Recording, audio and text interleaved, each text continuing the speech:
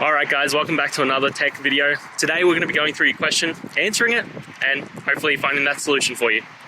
Now, don't forget to stay just a little bit crazy like me, and hopefully you'll get to that resolution. Anyway, on to the video. Cheers.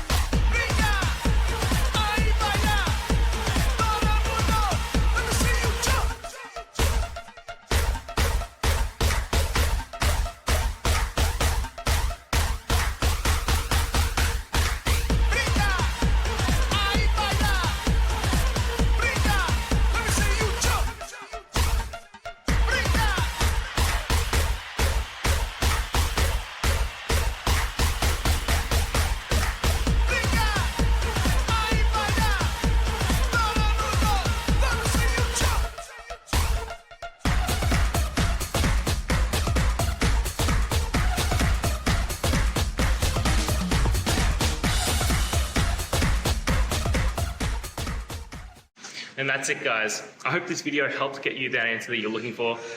Now, I'll see you next time. Please subscribe for more question and answer videos. And if you have any more, please shoot them through in the comments. Have a good one.